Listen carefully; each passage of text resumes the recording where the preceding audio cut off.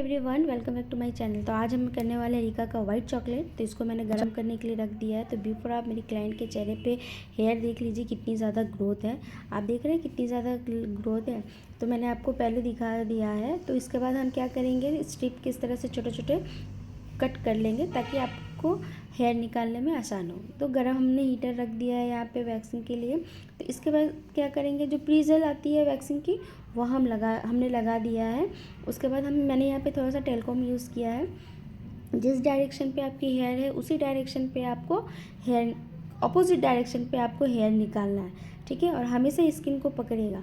अगर आप ब्राइड हो तो आपको हमेशा 2-3 दिन पहले वैक्स करना बहुत ज़रूरी है, क्योंकि अपनी स्किन की जो फेस की स्किन थोड़ी सी सॉफ्ट होती है ना। तो अगर आपकी बहुत ज़्यादा लूज़ स्किन है या पिंपल्स वाले हैं तो उसमें बिल्कुल भी वैक्स ना करें, है ना। नहीं तो फिर बहुत ज़्यादा रैसेस भी निकल सकते हैं। इसी तरह निकालने के बाद आपको थोड़ा सा प्रेस करना है हैंड से, देखिए। और हाँ, ये जो वैक्स है ना बहुत कम क्वांटिटी में लगती है।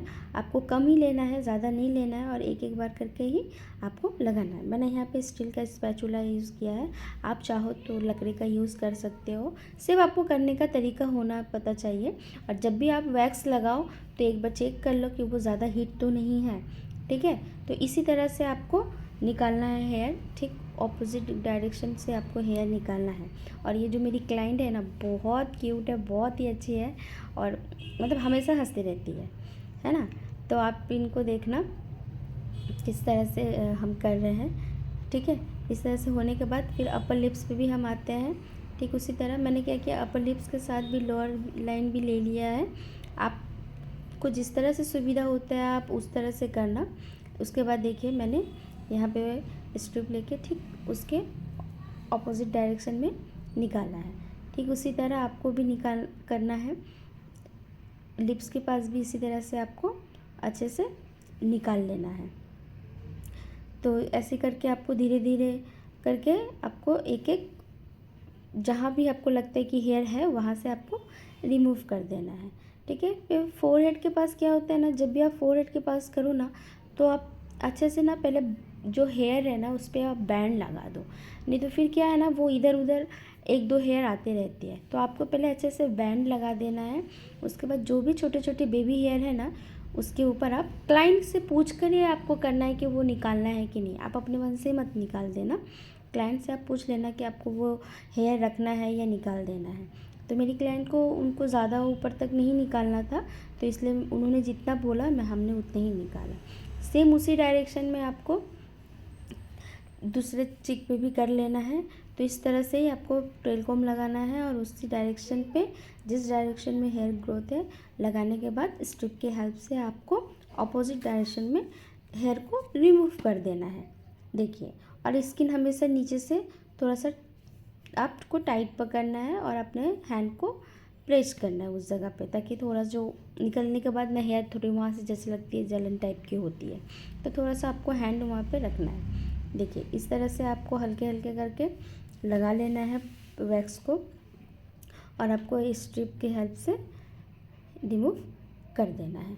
हाँ, अगर आप ब्राइड हो ना, तो अगर आपकी जैसे कि आप ब्राइड है तो क्या है ना, फेशियल वैक्स अगर आप नहीं करोगे ना तो मेकअप आप कितना भी अच्छा करो वो नहीं बैठते हैं। तो ज़रूर मेकअप करने से पहले ना प्लीज़ आप लोग कर लेना हेयर, अपना हेयर वैक्स कर लोगे ना तो बहुत ज़्यादा अच्छा होता है।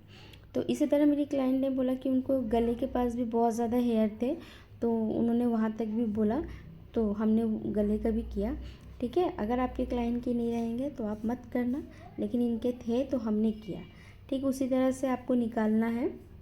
देखिए हल्के से प्रेस करना है, और ये बहुत जल्दी आप 10 to 8 मिनट लगता है इसको करने में, ठीक है। और हाँ, आप अपनी क्लाइंट को बोल देना कि 24 घंटे तक वो कुछ भी चेहरे पे ना लगाएं, सिर्फ जितना हो उतना ठंडे पानी से वॉश करें, है ना। तो आप उनको बोलना 24 घंटे तक वो कुछ भी अपने चेहरे पे अप्लाई ना करें, ठीक है। क्योंकि अगर वो फिर कुछ लगा लेंगी ना तो अगर हो सके रैसेस निकल सकते हैं, बट ऐसे निकलते तो नहीं है, बहुत कम ही निकलते हैं। जिनके बहुत ज़्यादा लूज़ है, सेंसिटिव स्किन रहती है या बहुत ज़्यादा पिंपल्स वाले हैं तो इसी तरह से आपको कर लेना है। तो मेरी क्लाइंट के नोज़ पे भी बहुत ज़्यादा हेयर थे, तो इनका ये नोज़ पिन नहीं निकल रहा था, तो मैंने बोला कोई बात नहीं हम कर लेंगे। तो उसी तरह से आपको भी, अगर आपके क्लाइंट के हेयर पे, नोज़ पे हेयर रहेंगे तो आपको भी नोज़ के भी हेयर रिमूव करने पड़ेंगे। सो देखिए इस तरह से मैंने किया, तो आपको भी उसी तरह से करना है, या आपको जैसे कंफर्टेबल होता है आप कर सकते हैं। ठीक है, उसके बाद आप एक एक करके देखिए इस तरह से हेयर को पूरा क्लीन कर देना है। तो उसके बाद आपको क्या करना है, हाँ कभी कभी क्या होता है ना, आईब्रोज के कॉर्नर के साइड में भी ना एकदम कॉर्नर के पास देखेंगे छोटे छोटे रह जाते हैं, तो आपको लगता है कि अगर है तो आप वहाँ भी वैक्स से निकाल सकते हैं। उसके बाद हम नोज़ पिन पे देखो अच्छे से निकालेंगे, क्योंकि क्या है ना, ब्लैक हेड्स जब वाइट हेड्स होते हैं ना, तो अगर आप फेशियल करते हो ना तो वो ऐसे ओपन हो जाते हैं, तो वहाँ पे छोटे छोटे हेयर रह जाते हैं, तो आप वैक्स के थ्रू उसको निकाल सकते हैं।